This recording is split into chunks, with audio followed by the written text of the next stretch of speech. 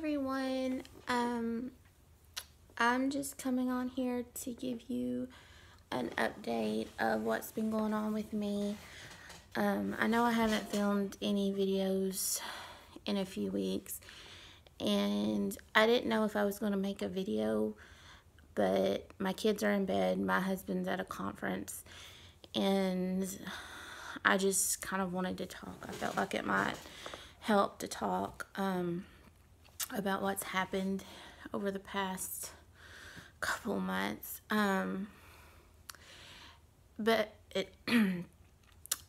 Just to give you a little bit of history, I have PCOS, which is polycystic ovarian syndrome, and I went through both infertility and secondary infertility with my son and my daughter.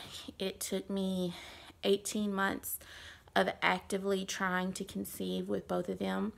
With my son, we actually went to a fertility clinic and we tried some non-invasive fertility procedures, some medication shots, things like that. We never got as advanced as IUI or IVF or anything, but some of the things my body responded to, some of them didn't. But we did that for a few months. Of course, we'd already been trying for like a year before they'll even see you. You have to try for at least a year. And we ended up taking a break from that because it was both financially and emotionally exhausting. And I ended up conceiving my son, who is now 5, while we were on a break from fertility treatments. So after my son was born, we never prevented because we knew we wanted another child. And of course, I breastfed. I breastfed him for a year, and I know that a lot of times when you exclusively breastfeed, that kind of acts as a natural birth control. But we never prevented after I had him. And once he was over a year, I started charting, taking my temperature, doing special diets, things like that, to try to help me conceive again. And when he was 18 months old, I conceived my daughter. So it took me 18 months with both of my kids. And after I exclusively breastfed my daughter, but I also got on something called the mini pill. And once I weaned her, the doctor asked me what kind of birth control I wanted, and I have only ever done good on one kind. I've tried several, and they make me crazy, to put it mildly. So my doctor prescribed me the one I asked for, and I did really good on it for a while. I didn't have any issues whatsoever.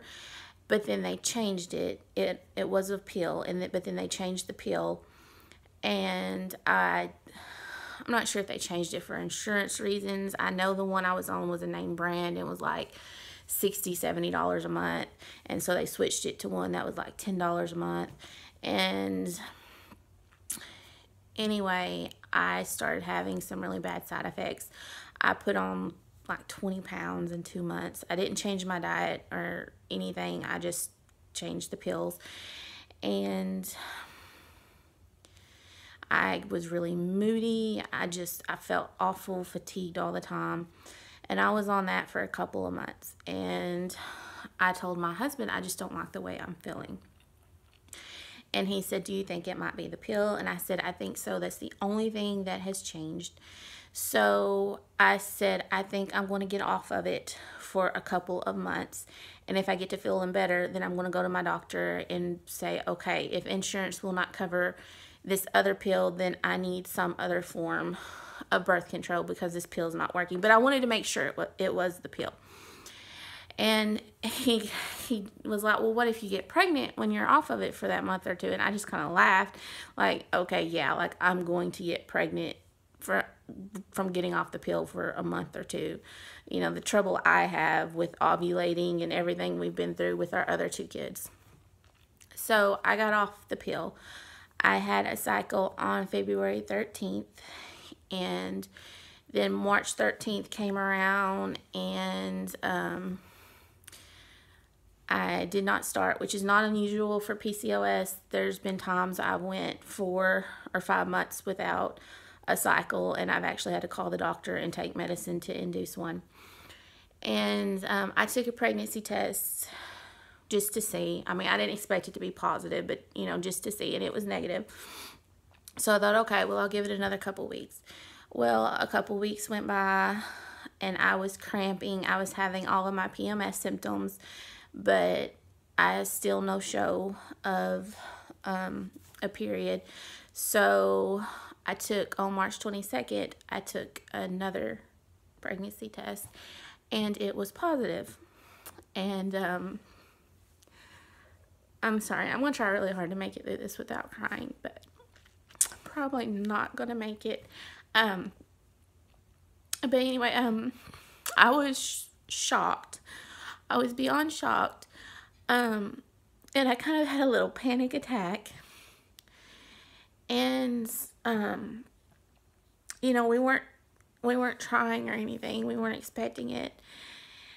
And from the beginning, I felt different than I did when I found out I was pregnant with my son and daughter.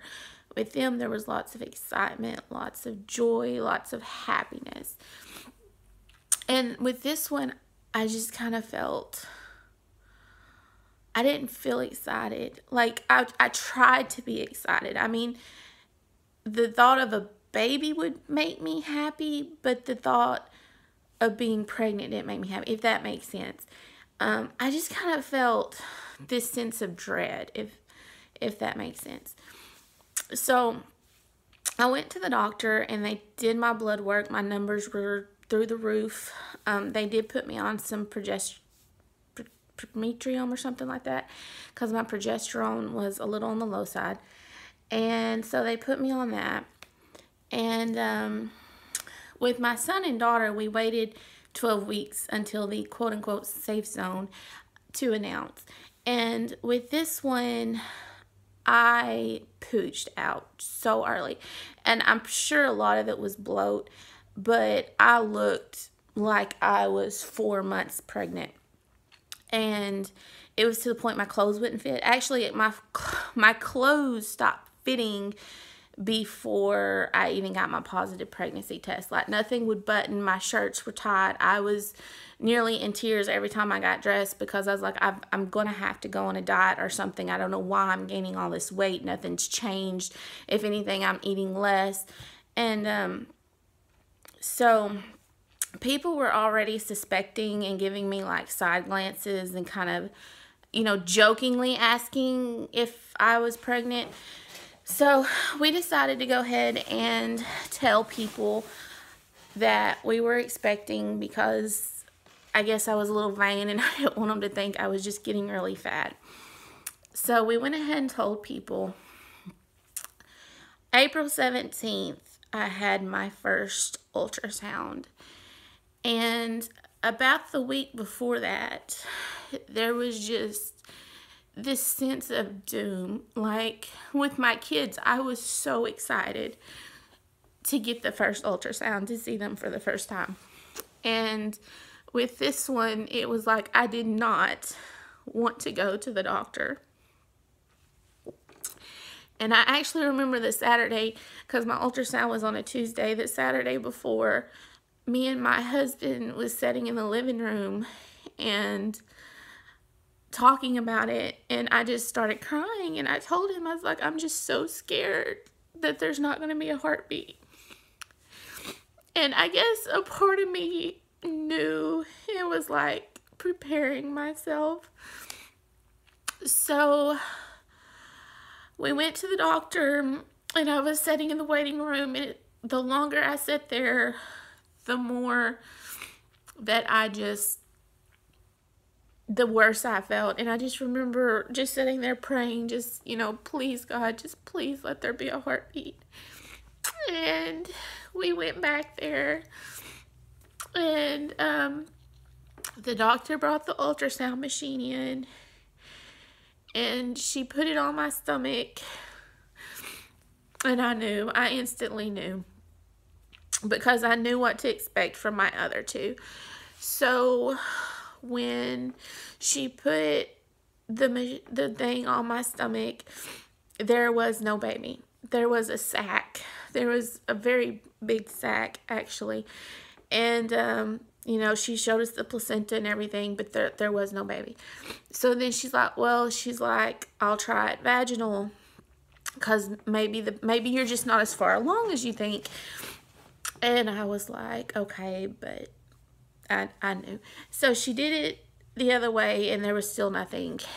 And again, she's like, well, maybe you're just not as far along as we think, because by this time I should have been over 9 weeks.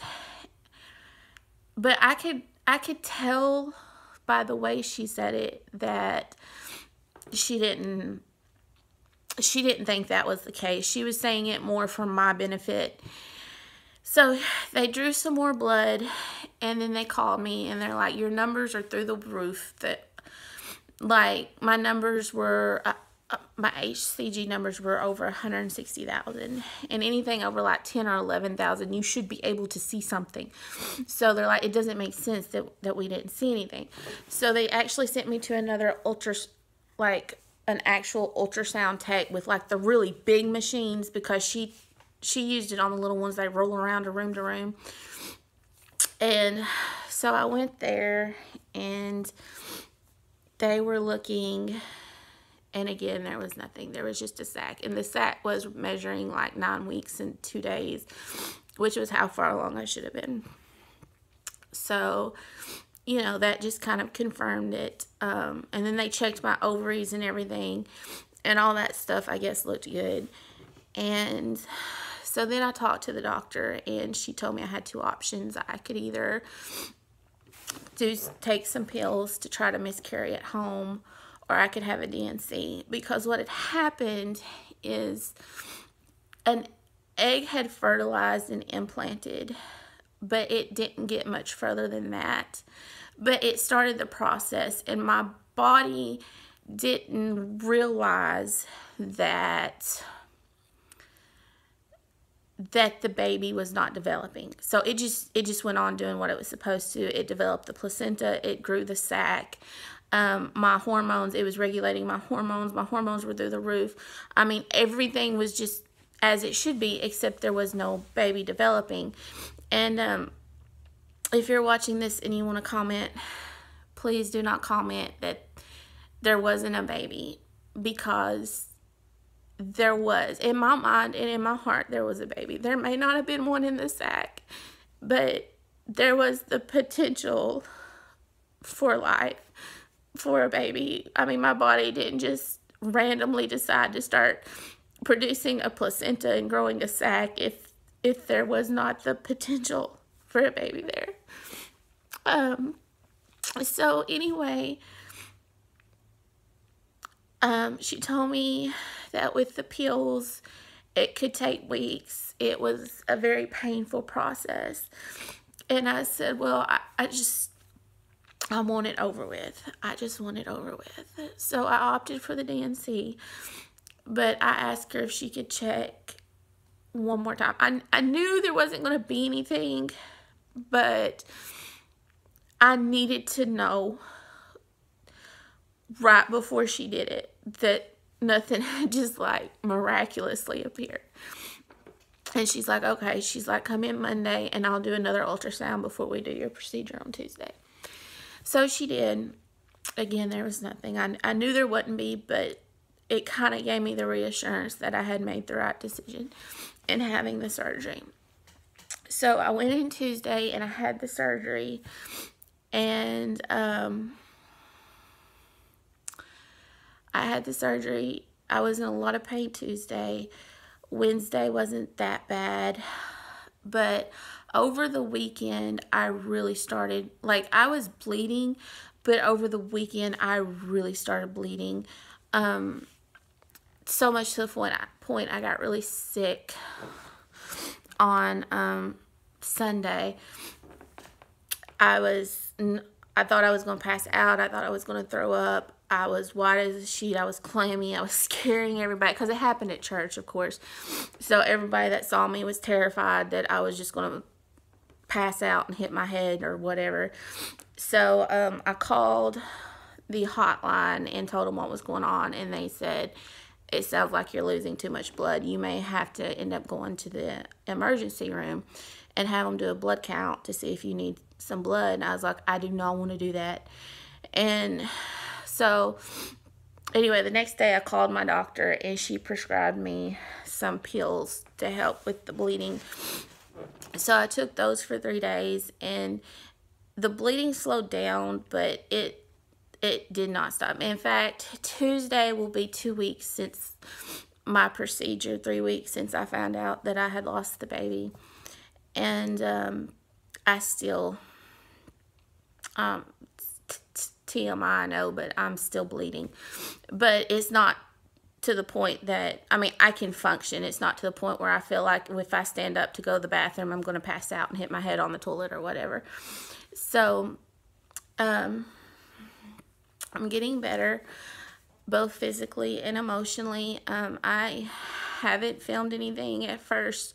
I had really bad morning / all day sickness, and I didn't feel like doing anything. And then I found out that I had what they called a miscarriage / blighted ovum, which was what I described earlier, where a fertilized egg implants, it starts the process, but then the baby just stops developing. And in truth, the baby had probably already stopped developing by the time I got a positive pregnancy test. But you know, and then I was too sad to do anything, and then I was too sick to do anything because I couldn't stand up without fear of passing out. But I am getting better. I'm going to try to start filming soon because, you know, I am a stay-at-home mom, so I have my kids to keep me busy, but I love to craft. You know, that's my happy place. So I am going to try to get back into crafting and filming videos soon. But I don't know. I just felt like talking about it. And you know, people try to be helpful. They say things like, well, just be thankful you already have kids, and you know, you can have more. You're only 29. You can still have kids. But, and I know they feel like that helps, but it really doesn't, because I'll never have this baby. You know, I don't care if I have a dozen kids. I'll never have this baby. You know, and in my mind, there's always going to be someone missing. My husband and I, we had picked out the name. We were looking at new vehicles because we needed something bigger. We were thinking of room arrangements. I mean, the past 4 or 5 weeks, our main focus has been what we need to do to get ready for this new person who is joining our family. And I mean, there's not, you know, so, you know, you have to try to wrap your mind around the fact that, you know, we don't need to get a new car now. We don't have to rearrange rooms or anything. This video is way longer than I intended it to be.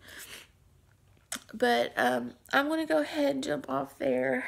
Thank you guys for listening if you made it this far. Thanks for sticking around with me through kind of this dead time when not much has been going on in my on my channel. But I am okay. I'll be okay. I'm not okay, but I'll be okay, if that makes sense. And I will talk to y'all later. Bye.